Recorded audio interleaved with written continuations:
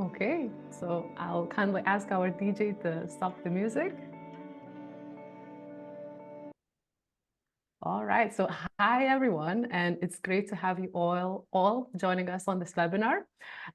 Today, I'll be your host and moderator. I am Adele Jaskunaite, and I'm a business development manager at NordPass.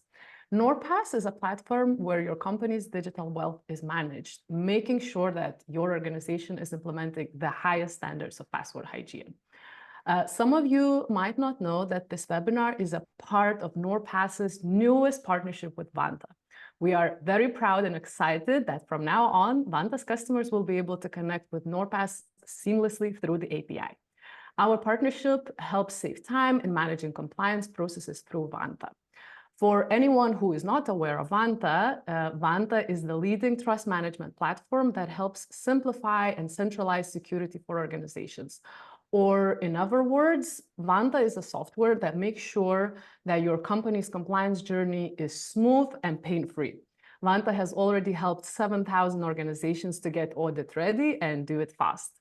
But today we gathered not to talk about our shiny new partnership, but to shed a light on this complex topic, aligning compliance frameworks with tomorrow's technologies. So before I move on to the introductions of our speakers, I have some technical details to keep in mind. So we will be having a discussion for around 45 minutes, leaving 15 minutes for the Q&A. Please feel free to send your questions via Zoom chat, and we'll be happy to answer them at the end of the webinar. This webinar is being recorded, and you'll receive a recording with a follow-up email. So I think this is it, and it's time to move on and introduce you to our brilliant speakers. So please meet Sigita Jurkynaite, Information Security Manager at NordSecurity, who lived and worked all around Europe and the United States and has over 10 years of experience in information security. I am sure 45 minutes is not enough for her to share everything she knows about the topic. So hi, Sigita, happy to see you today here. Hi, hello. Yes, 45 minutes is a very short time, and I will have to share it with you guys. So we'll see. Great. Okay, thanks, Sigita. And our second speaker is Faisal Khan, a GRC solutions expert from Vanta, helping Vanta's customers with their information security and compliance journeys. Hi, Faisal. How are you? I am great. Yeah, and team, it's a pleasure to meet you all. I'm looking forward to chatting about the future of Passwordless and aligning frameworks with new technologies. Great. So thank you both.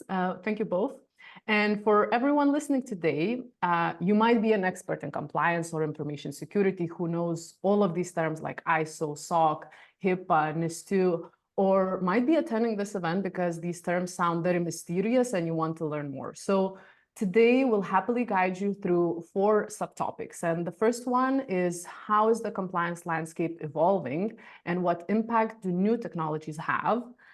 The second one will be passwordless future and compliance. The third one is how to manage the challenges in cross-industry compliance. And the fourth one is how can organizations balance security with usability. So before we move on, we have a very, very quick but important question for all of you who is listening or is watching today. Please briefly share what are your expectations for this webinar. You'll see a poll popping up so you can answer that question. So that our speakers can fulfill your expectations and share their knowledge during this webinar. So I see the question already popped, so I hope you're putting your answers in. So while you're answering, I'll move on and start this webinar and our discussion. So a new era of AI increases more and more challenges for companies and on how to stay compliant and secure and how to secure their own and their users' data. And users' data handling is becoming more and more challenging with passwordless and biometrics taking more space. So I have a question for you both. And this question is, how are new technologies impacting regulatory compliance overall, like AI, passwordless, and etc.? So Faisal, maybe you can share some insights on compliance and artificial intelligence. Yeah, of course. So I'd say that to start off, I want to say that it's pretty multifaceted. New technologies, they generally function as disruptors to businesses and the world at large. You can think of them as shiny new objects that do pretty cool and efficient things for businesses. But because of those efficiencies, there's increased complexity from a data protection, security, and privacy lens. And there's legal and regulatory frameworks that kind of evolve to help guardrail some of those changes and much more. The evolution of AI, as you hinted, is actually a pretty good example of this. AI is being used everywhere. You have software such as SaaS solutions, social media, food and beverage products, and even furniture. I think like on Google the other day, I saw that there were AI-powered pillows. It's just everywhere today, and it continues to be adopted globally, not only driving company growth, but also company experience and operations as well. Just a follow up to that too, if we think about the frameworks that have been put in place to guardrail the user's development, we take a look around the world today. You see the EU with the EU AI Act, the US with the National AI Act Initiative. From industry framework, standard framework perspective, there's ISO 42001 for creating an AI management system, NIST ARMF in the US for enhanced AI risk management practices, both frameworks that Vanta supports out of the box from a compliance journey as well. In summary, new technologies comes to need to manage risk and safeguard the use of them. And we're already starting to see that in the current trends today, like AI. Interesting, and it's crazy pillows with AI. I know. really I'm want gonna that pillow now. I'm gonna Right? be Googling this after the webinar. Yeah, we need to get Refreshing some of these pillows. knowledge. Yeah, So but if I may add something, I'm sure. actually looking at this from a little bit of a different perspective because we are obviously at Nord Security, one of our products is NordPass, and it is helping other companies to be compliant. But we as a company also have to be compliant ourselves. So, you know, when I hear about all of the things, like all the new technologies and how they impact compliance, I think, okay, AI means more automation, means less manual intervention, means more efficient teams, increased efficiency, and better results. So overall, from the user's perspective, from someone who has to go through compliance journey, it's like it's all really looking very, very positive. And yeah, saving time, saving money, saving all the resources that can be put into something else. 100%. Yeah, but can you detail the specific changes that artificial intelligence and biometric technologies are prompting in traditional compliance frameworks? Yeah, so with AI specifically, things that I'll call out are the need to be very crisp on things like transparency and accountability as far as what AI products do, and what they're meant to do as far as the service that they're providing to the users. There's the concept of fairness, which is like in these AI models that generate, you have to make sure that there's no bias within them to favor specific groups of people relative to the processes that are occurring as well. And then, as it's familiar to everyone, security and reliability of the product is also very key. Because of how AI does so much processing, you'll also see that the level of safeguarding the level of data that goes into it also becomes equally paramount. Especially when we think about processing of sensitive data pieces like biometric data and so on and so forth. From a AI perspective, I think that we're actually seeing the change result in the development of net new frameworks, just as like I called out for ISO 42001, NIST ARMF, and so on and so forth. And while it won't happen immediately, I think we might be able to see some level of changes to existing frameworks as well as it pertains to these new technologies. A good example, not AI or passwordless, but ISO 27001 earlier this year. They released an amendment to address the importance of climate change within the ISMS. It was a minor change earlier this year in terms of clause 4, but still one that organizations need to consider. And I think we can totally expect that there may be similar changes in the future for other existing frameworks out there as well. Interesting. Yeah, I think it's inevitable to adapt and start changing, right? The compliance 100%. frameworks. Interesting. Okay, I want to ping Sigita a little bit and hear from NordPass's perspective, what are the key compliance issues that need immediate attention in the area of password management? What are your thoughts on this?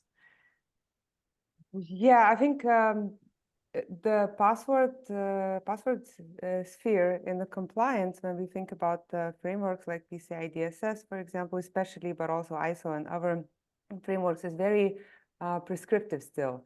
I think that we have these new technologies, and passwords we still are expected to be a minimum length of X characters, or passwords must contain this number or this character or capital letter or something else. And users are required to change their passwords every this many days. It's very prescriptive. It's saying passwords are important, the most important almost, especially in PCI DSS. And then these are the specific things that you need to comply with. ISO states probably in a little bit more of a vague manner, but it still talks about the fact that organizations must take appropriate steps to protect the credentials, to have to use these passwords or security questions or whatever else. But we are moving on from passwords to other authentication methods, and these methods are developing much, much faster than the compliance standards or frameworks. The traditional authentication, what we talked about, passwords, is based on something that you know. And it is still needed because some technologies rely on it for now, but there is a lot of authentication that is based on something that you either have or something that you are. So you already mentioned biometrics, it could be some other things. So I think the technology is moving further away from passwords, while standards are still kind of stuck in the old, your password must be 12 characters or however many. Yeah, Yeah, totally. It's I'd also just love to add on to that too. I think completely spot on, and the frameworks vary across the board, right? From to your point, ISO is not as prescriptive, it's a bit more vague from a password management perspective, in terms of the practices, right? But for PCI, NIS 853, 171, there are specific controls with password rotation, complexity requirements that need to be adhered to. I still think that there's room from a passwordless perspective to augment some of those things and make sure that there's room from an implementation perspective. But I do think that passwords in themselves and some of those traditional technologies are going to exist at the base layer in most compliance frameworks. I don't know if you agree with me, but I think it's not only the passwords like this. Like, technology is moving much, much, much faster than the standards. Like, standards are very difficult to change. Like, if you look at ISO, the last version was 2013. Now we have 2022. In that time, so much stuff happened with technology and all kinds of things. So this is not specific to passwords or authentication methods, but it is a great example currently because so much stuff is happening in that sphere. 100%. AI is the other one, right? Like, yeah. exactly. And we don't know, maybe tomorrow we wake up and there's going to be another new thing that we need to regulate, because well, hopefully I'm going to wake up on that AI controlled pillow. Yeah, hopefully. All right. So maybe the final question for Faisal. How is Vanta addressing all these challenges that companies face with maintaining compliance with these rapid technological changes? Because I think, even though technologies are moving faster than the regulation, if you're a company, you have to be compliant anyways. Because if your customers won't be happy because of, I don't know, you're using something very new in AI, I think it's not great, right? Yeah, 100%. And we do that by really providing that one-stop shop for compliance frameworks and staying on top of some of those updates and changes to existing frameworks, but also coming out with those net new frameworks ASAP based off of customer needs and industry trends. I think our last few frameworks releases are pretty good examples of that, where we've launched HITRUST E1 as an example, very prominent in the healthcare space. But also a very good stringent framework for mature organizations to implement for their information security program. ISO 42001, I know that's a common one that I've said in this webinar so far, but it's a hot new compliance standard of the era. It just came out end of 2023, and there's a lot of popularity around it because it's AI management system. We aim to really stay on top of the frameworks that are out there so that our customers don't need to, and they have what they need to focus on the operational aspects of what they need to do to comply with them at the end of the day. Nice. Yeah, it's great to hear that you're trying to catch up the regulations and technologies as well. Everyone seems like to be racing. Exactly. And yeah, it's evident that new technologies are raising challenges for managing compliance requirements, but and security as well. But I think it's time to dive deeper into the second subtopic that we have of integrating biometric verification methods and adopting passwordless authentication that you already touched in the previous questions, and how does it affect the company's compliance and security. So before we go into this discussion, we have a quick question for the audience as well. And it's a very easy one, yes or no kind of answer. So we would like to hear if you already started using passwordless technology in your company. So, and I'll start with a question for both of you, but I think it's going to be very interesting to see how many people, if they're using passwordless technology or not. So we see some people don't even know what passwordless technology is.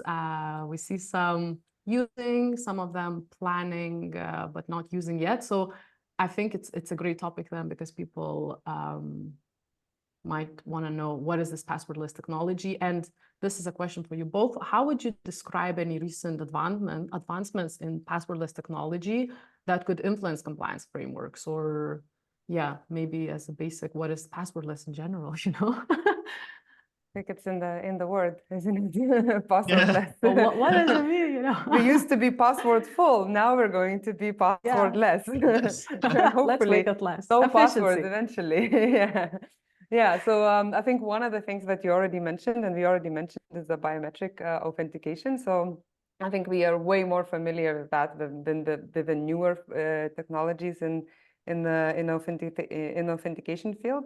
So biometric could be it uses your traits. So it could be your fingerprints, your voice, your eye retina, your features, that kind of stuff. And I think we are very much used to using this when we are doing this, right? When we are opening our phone or something, like we just look at it and it recognizes it.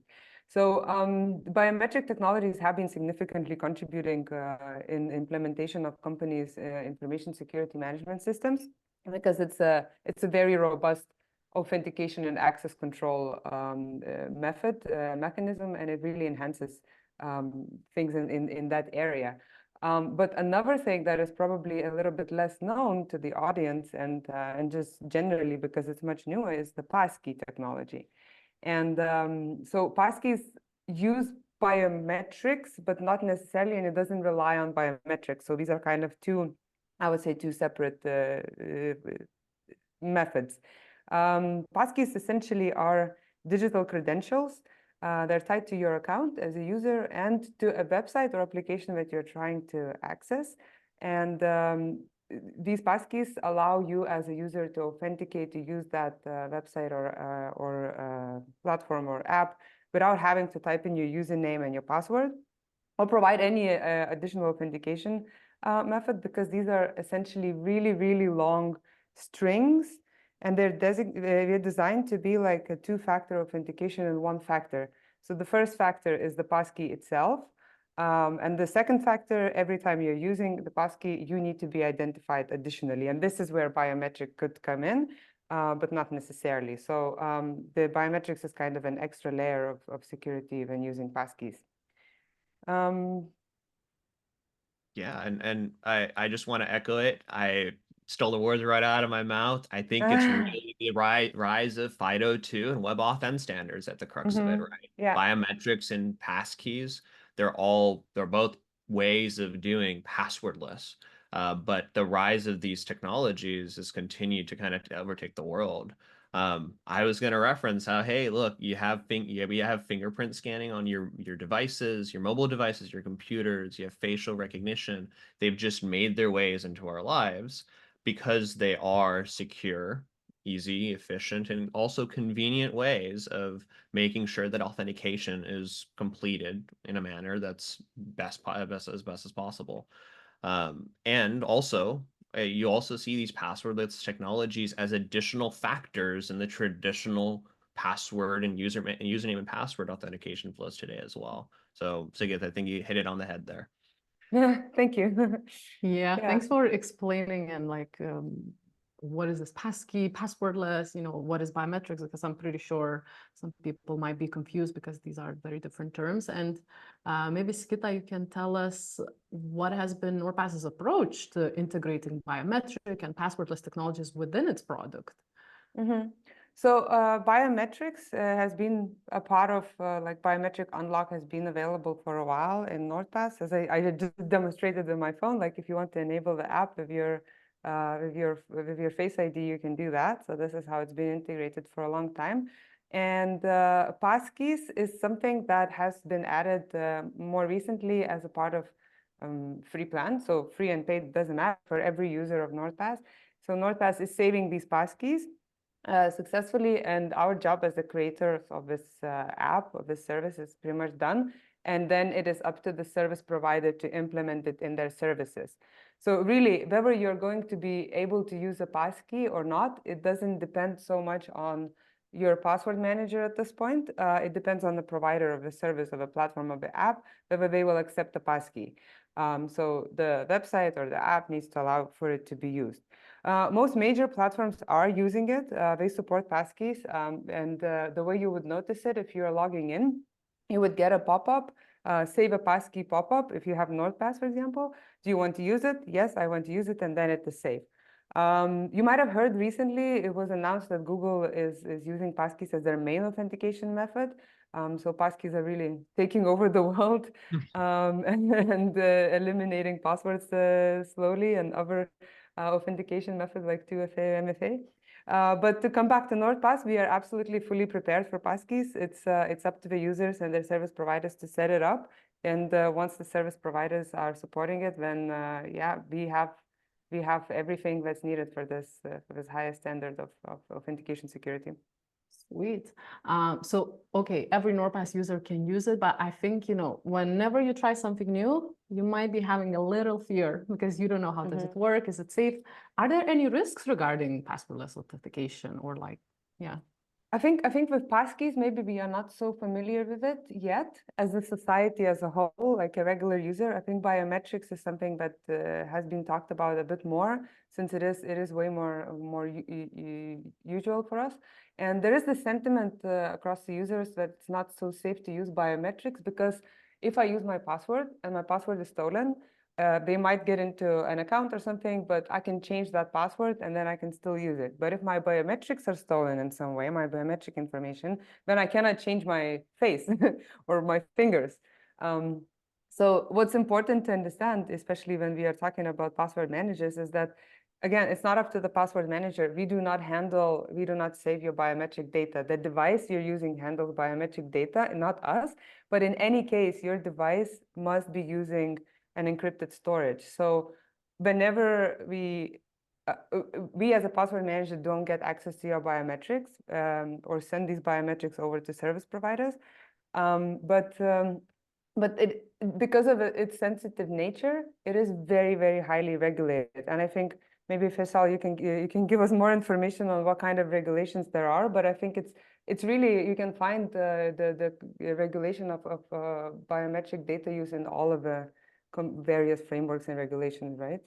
1000%. Yeah. I think if you look at regulations like GDPR, if you think of HIPAA, if you think of even financial regulations like GLBA, their biometrics are key components of a lot of those frameworks, and they come up under what you've known as sensitive personal information or special categories of data. I'll use GDPR's language there. And there's a lot of consideration when it comes to that. You have to make sure, like GDPR, if you have a special categories of information, you have to make sure that you have the lawful basis for processing it. There's explicit consent received before you go in and take that biometric information in place. And if you are going to store it, and use a service provider store it, then you have to do DPIAs to make sure that the risk is assessed for those situations and make sure that the appropriate protections are in place in the case someone tried to compromise it to begin with. So I think, biometrics as a whole, we see that across the world, and it's under that very highly sensitive and highly regulated portion of those frameworks to begin with, in which security and privacy are both very paramount in terms of implementation. So yeah, so to sum up, there are risks, obviously, but they are controlled by a whole lot of frameworks and also like a lot of best practices. And when it comes to passkeys, Faisal, you mentioned FIDO and WebAuth. Yeah. There's like, it's not like whatever company accesses your data, they can do whatever they want. It's absolutely not that way. Quite the opposite. Yeah. Yeah, and it's beautiful. You kind of stole all of my questions that I wanted to ask about the I'm sorry. compliance. No, it's beautiful. I'm happy to see that they naturally flows, because I think biometric technologies definitely challenge like traditional notions of privacy and security, right? But as Faisal already answered, we have all of these regulations that you cannot just do it. You have to go through a very difficult process in order to start using biometrics or passwordless authentication. Am I right? Yeah. So people shouldn't be that afraid, right? Yeah, it's all about risk management at the end of the day, and what steps you're taking regarding the implementation of new technologies, whether it's passwordless, AI, and so on and so forth, and making sure that you're taking the appropriate measures to protect data at the crux of it. I do want to take us up a level and talk about passwordless as a whole and just talk through how guidelines or standards might currently even support passwordless authentication in general. I'd say that if we think about the crux of it, a lot of standards and regulations today can inherently, based off of how they're written, accommodate password technologies.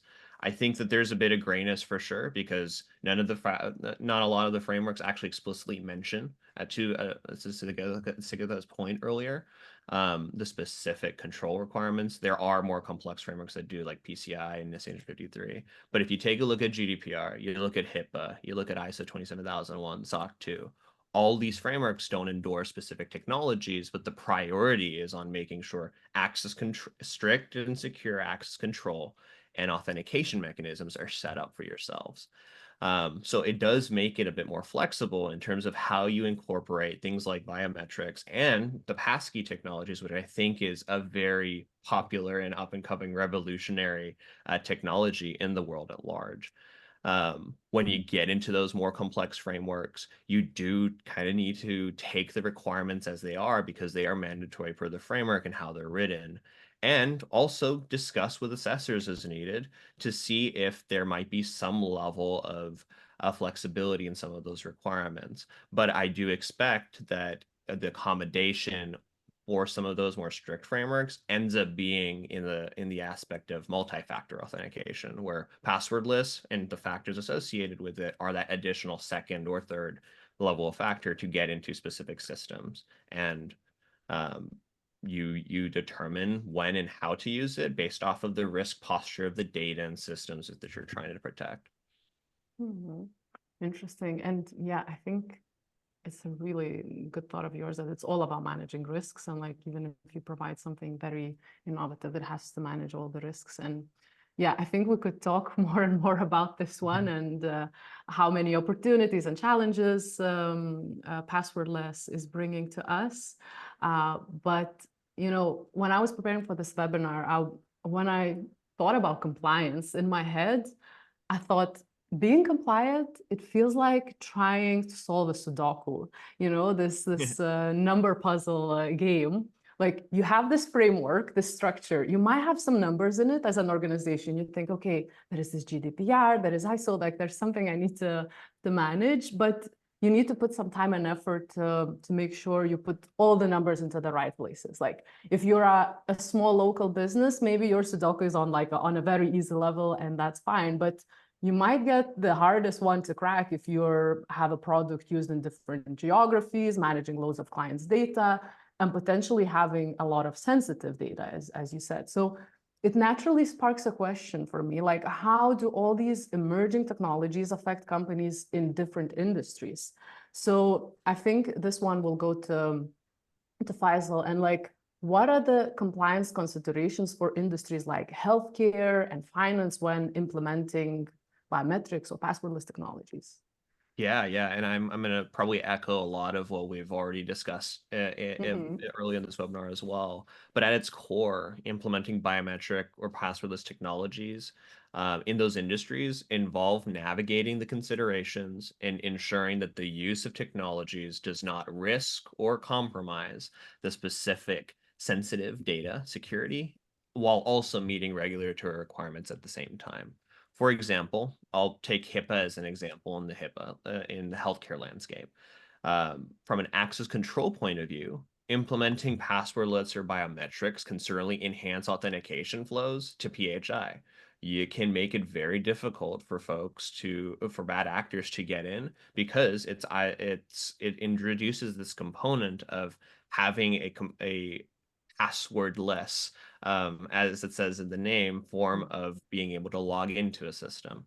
But then on the flip side of it, the use and storage of those things must align with the requirements that HIPAA's privacy and security rule outlines. An example is patient consent. You have to inform patients about their biometric data use, how it will be stored, what the consent would need to be obtained before it's used. And ultimately, companies implementing biometrics and password technologies would need to account for that transparency, regardless of how it works and who stores it, because they'd be using it. I think you see a similar story on the financial services side. If we think of GLBA in the US, similar concept. You can use passwordless and biometrics to achieve the same secure authentication under the safeguards rule. Especially when we think about sensitive transactions that require that non-repudiation aspect of making sure you are who you say you are, which oftentimes relies on biometrics, whether it's facial recognition, fingerprint, and so on and so forth. But it all comes back down to the privacy lens too, the consent of the users or the customers prior to using the biometrics. So I think the core theme is passwordless will certainly help for compliance, but you still need to make sure that your use is at risk assessed and it complies with the underlying requirement that a regulation or framework is trying to embody.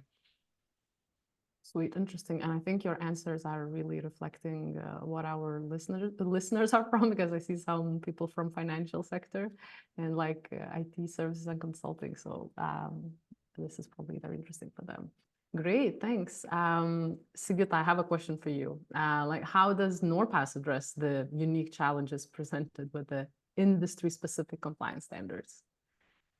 I'm not so sure about the word unique. I think essentially we have a lot of like some industries are more regulated than others, but the challenges when it comes to authentication and access control are pretty similar. So I think the two that we work with a lot, like a lot of customers come from finance, from health, and this is very, very sensitive data. So like PCI DSS, the one that is regulating the financial institutions. The aim when it comes to password management or authentication management as a whole is to protect and ensure security of cardholder data, so really, really sensitive stuff. And then when it comes to HIPAA, as Faisal already mentioned, this protection of protected health information. And both of these standards, because these are like the main sort of industry-specific standards that we hear a lot about and the customers are asking a lot about. They have general requirements, like you have to take care of your access control. You have to ensure integrity of the data. You have to authenticate every person and ensure transmission security of the data that you're sending over.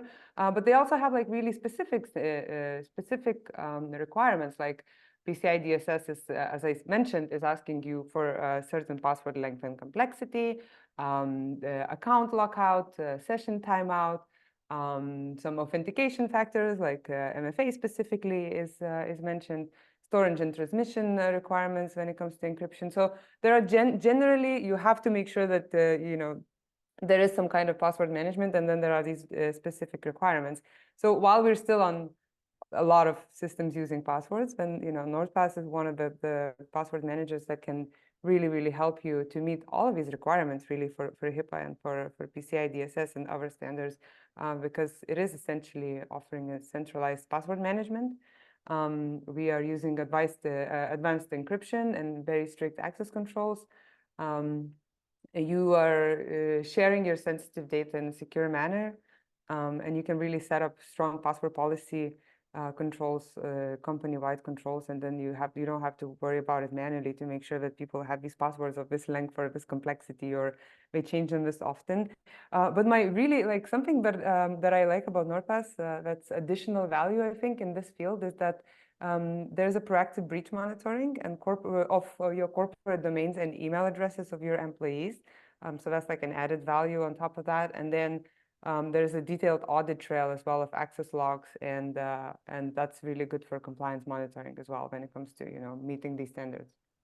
Sweet. So NordPass is definitely a tool for very strictly regulated areas where companies work. So a smaller business can be super sure that they're compliant. So bigger business too. Yeah, we have all kinds of customers. So yeah, so when it comes to compliance, we really answer these questions so often that I think that it's very versatile for any kind of business. It doesn't matter which industry you're in, more regulated or less, it's definitely a tool. So this is gonna go to Faisal. I was thinking how Vanta helps and assists clients in very strictly regulated fields, industries, and maybe there are particular challenges that you help them solve when you assist them. Yeah. So I think the core challenge that we run into and that we help solve with is just about how businesses fit into some of these regulatory requirements and knowing if and when it does apply to you. Vanta as a platform, what we'll do is we'll provide you that out-of-the-box framework requirements depending on what those regulations or frameworks are that are supported, and we'll tell you exactly what you need to do. I think that each organization definitely has some acute similarities in terms of general operating paths. For example, if you think about SaaS companies at large, there's definitely commonalities in terms of how they might host, how the business might operate remotely speaking, and so on and so forth. But each organization typically is different in terms of the systems that they use, from data storage, use, and applicability to regulations. And because of that, it's not always 100% one size fits all for those frameworks. So really finding out the scope of one organization, how it applies to the regulatory requirements that they try to comply with, is a common challenge we see, and something that we work with our customers on as those questions arise.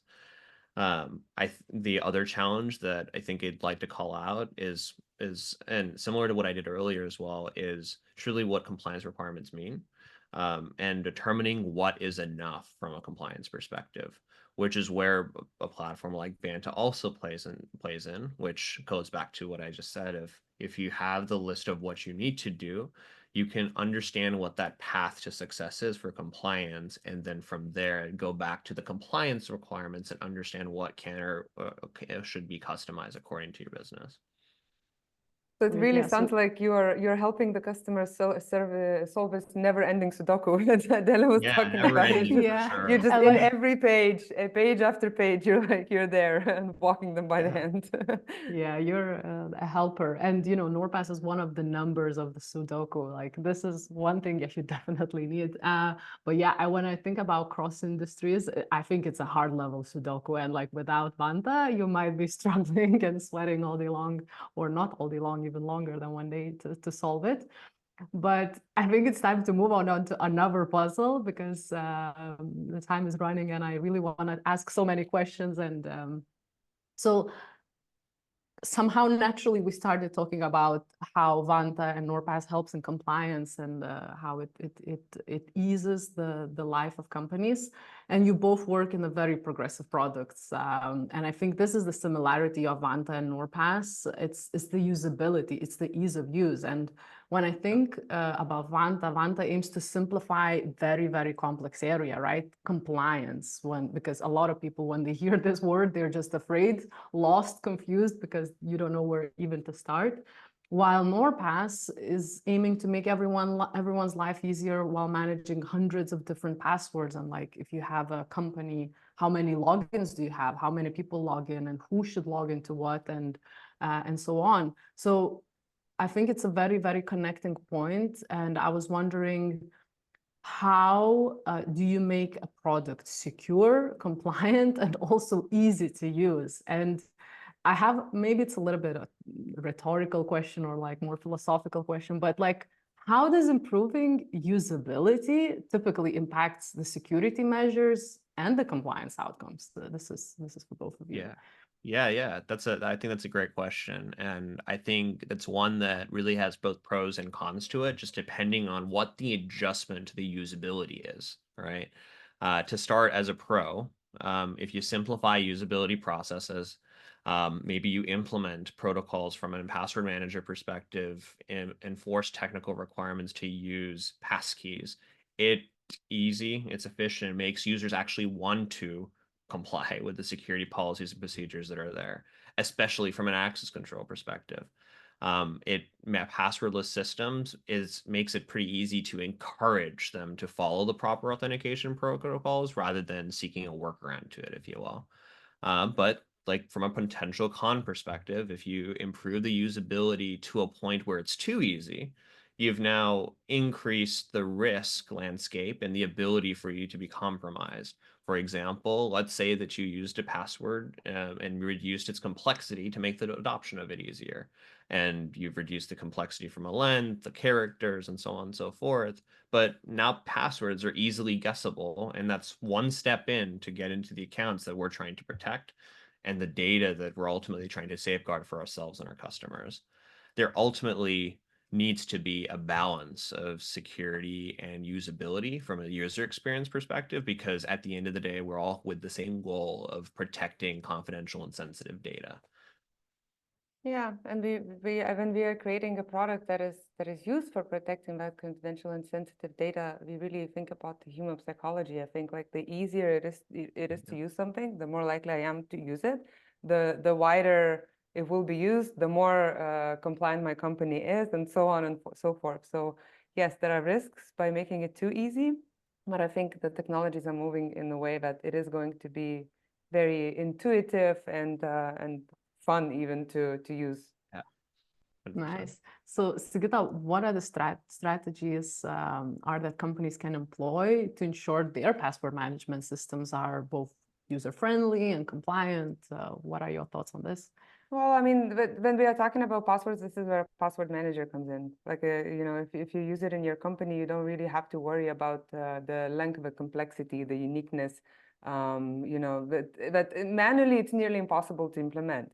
Like, you can tell people like 100 times, please use unique passwords. But I mean, even all of us here probably have used the same password. Maybe we would change the number in the end or something. Like, it's impossible to implement. But when you use the password manager, then it becomes not only possible, but just so easy. And there could be a bit of a resistance to password managers at first. We have seen this in companies that we work with. And, you know, even I have personal stories. My dad was like, for a year or something, I had to convince him to use it because he's like, oh, I can write it down on a piece of paper, you know, I don't need this. But yeah, once people start using it, they see how easy it is. They don't even have to think about it. And then this huge compliance you know, puzzle is solved for you, for your company.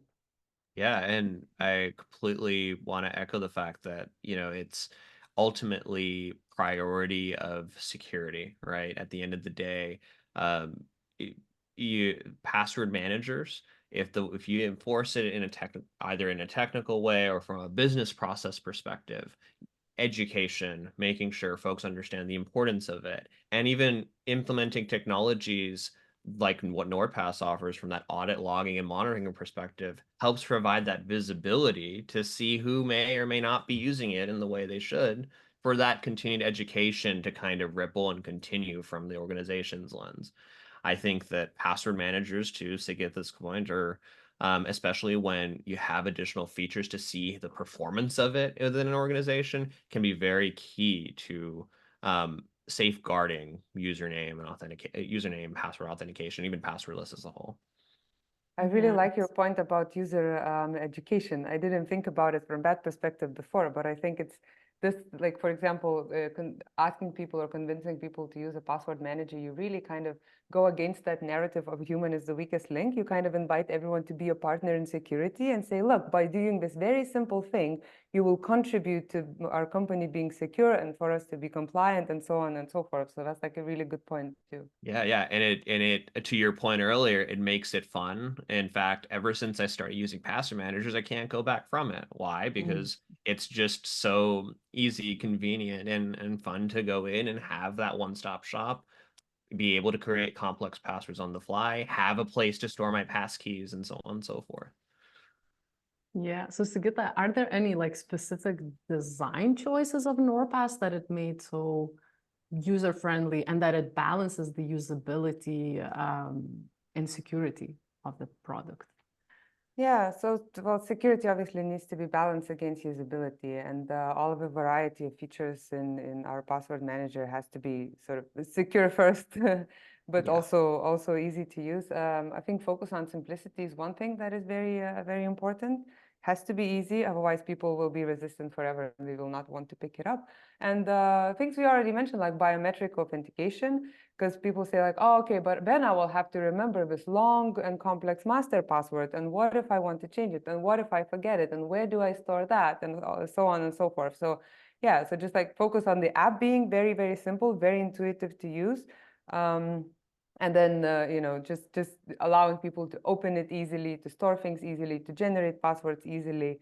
It just becomes like a muscle memory sort of, and I think that's what users like about using it eventually once they get used to it. True. Okay, I see the time is running up, but I have the final question to Faisal. And like, how does Vanta's product make the compliance easier for your clients? Because we talked a lot about NordPass and all these little features that it's so easy to use. I think Vanta has them as well, maybe different ones. Yeah, of course. So for compliance frameworks, I'll start off by saying we aim to automate compliance as much as possible and as much as we can. Of course, there are going to be some aspects of things that can't be automated, and in those cases, you'll see a relative document or policy related item. We provide you with the out-of-the-box controls, policies, documents, and any automatic integration tests that we can pull from your tech stack that you plug into our platform to tell you what needs to be done or what's already passing from a compliance perspective. That said, at its core, Vanta functions as a trust management platform. We not only have core compliance frameworks out of the box ready for companies to implement, but there are other trust functions built out as modules as well. If we think about conducting access reviews, every organization needs to do them, whether it's quarterly, annually, monthly, and so on and so forth. I recommend at least quarterly, if not a little bit more. But there's a module for that and streamlining that based off of the integration information that we pull relative to the user accounts that we see.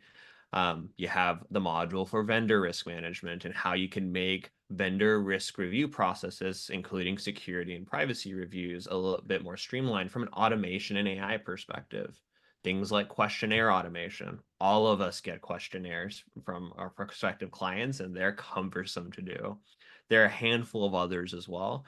But because of our breadth across these functions, we function as a single pane of glass for customers to manage a security program and continue to innovate, expanding not only our frameworks list that we provide out of the box, but also additional modules for customers to work out of one single place for it all.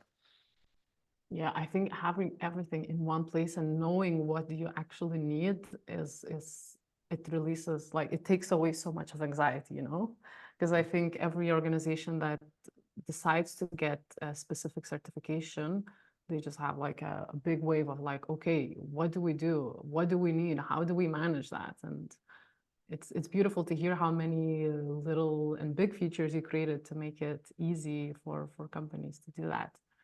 I'm very happy to see the poll answers that everyone who's listening is using password management solutions. So I'm very happy about that. I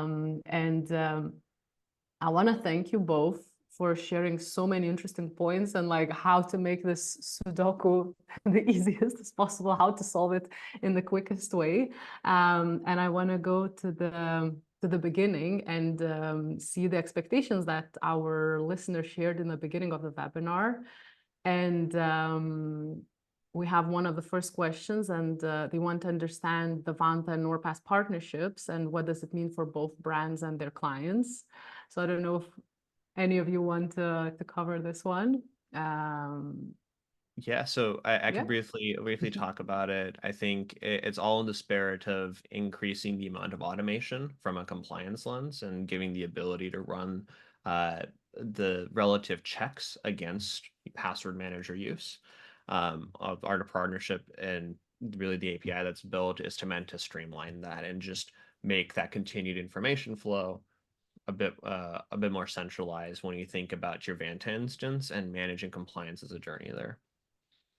Yeah, and in my head, when I think about partnerships, this is my job. It's like gathering everyone who is a cheerleader in your compliance journey. So you have everything in one place. You have it as smooth as possible, easy as possible. So you just click one button, and Vanta knows that you use NordPass and that you're compliant every day, not just like the moment you signed up to use Vanta.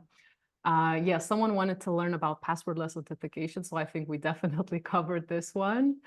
If someone's missing information about this or is curious more, you can definitely check NordPass's website or our socials because we have a lot of content in there. And someone said they wanted to listen to industry visionaries and learn a few things. So I think we touched that, unless you want to add something else. Okay, and we have some questions from the listeners as well. And we have Alan Wilson, and he says, my small business uses NordPass and currently using password approach as a user. It is frustrating. This is already answered, Adele. Ah, sweet. Yeah, Oh, okay. I think we could go to one of the open questions instead. Great. Yeah, thanks for that. Beautiful. So I think we have several minutes and we can go to the question, and maybe this is like a broader I think the one question. question, yeah, is the broader question is how to make sure employees are actually using a password manager. Like that's kind of a broader philosophical question. Go. Which we also kind of touched upon a little bit, education. Yeah. I think, you just have to sort of convince the people that this is one way for them to do their bit in security. Security is everyone's responsibility.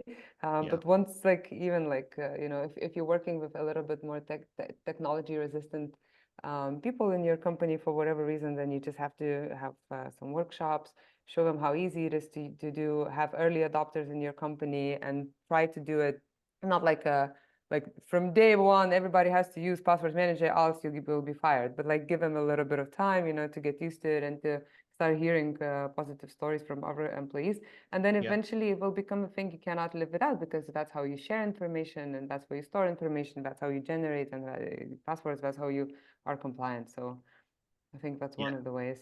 Yeah, I think, and just to, again, we briefly touched on this a bit earlier as well, but the monitoring of password management use, seeing the audit logging, I think that's a pretty cool functionality that NordPass offers, and it gives administrators that visibility to see the use and provide additional guidance for the user base across the board to help them understand the importance and to encourage continued use.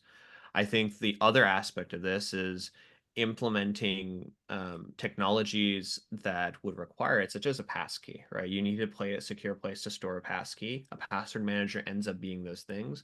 If you incorporate passkey authentication as an additional factor, for example, in your IDP authentication flow, let's say Okta as a good example, you use your username and password as your first primary, and then your second factor from an MFA perspective can be a passkey. And that passkey has to sit in a password manager, and that inadvertently requires custom users to go in and use a password manager to conduct that authentication path. And then from there, further encourages the use. So really finding out what technologically you can enforce from a setting perspective where a password manager is just needed. And from that need, going from there and having users adhere to that.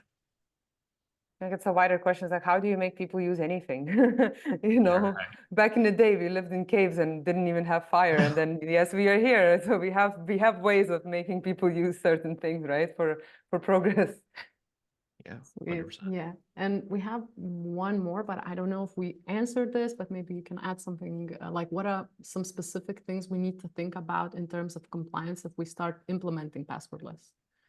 Maybe Yeah, very I can quickly. start this one. So it ultimately comes down to what are you trying to comply with? As we've talked through a bit earlier through this webinar, each framework has different requirements from a secure authentication and password management perspective.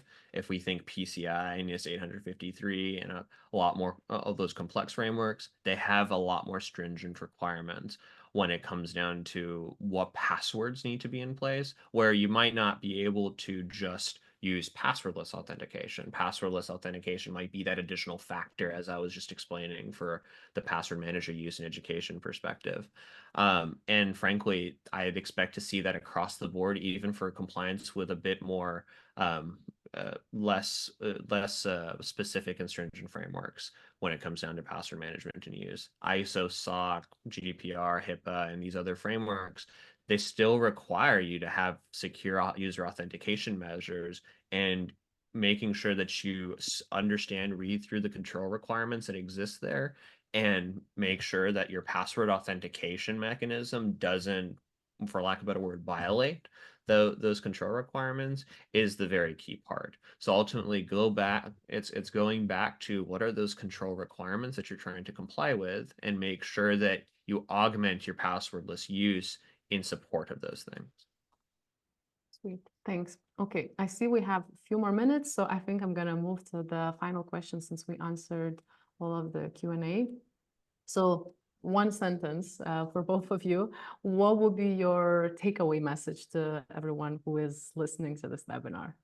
Oh, we gotta make it a very long sentence. A lot of commas. I think one thing that I really want to stress is like, yes, password manager, of course, I really want to encourage everyone to use it and roll it out in your companies, in your organizations. But the thing related to compliance is don't be afraid to automate.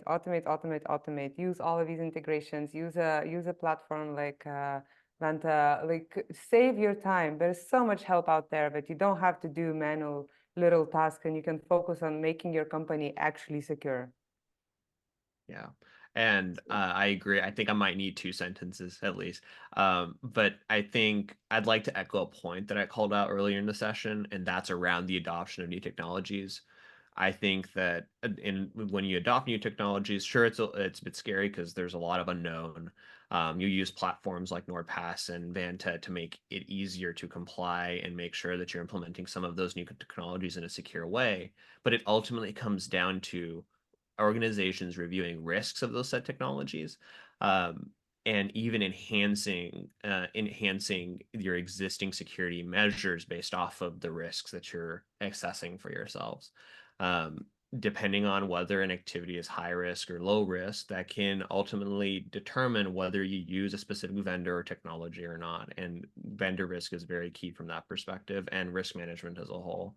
Passwordless, especially passkey implementations, one of those areas that continues to grow and makes it ways to easier authenticate, more secure, more convenient. So if you're not already exploring it, I suggest taking a closer look. Sweet. That's a very long sentence. I know, right? That's okay. Thank you both, Sigita and Faisal, for being here today and for sharing your expertise. And really, thanks everyone who joined. And I hope it was a time well spent. Thank you.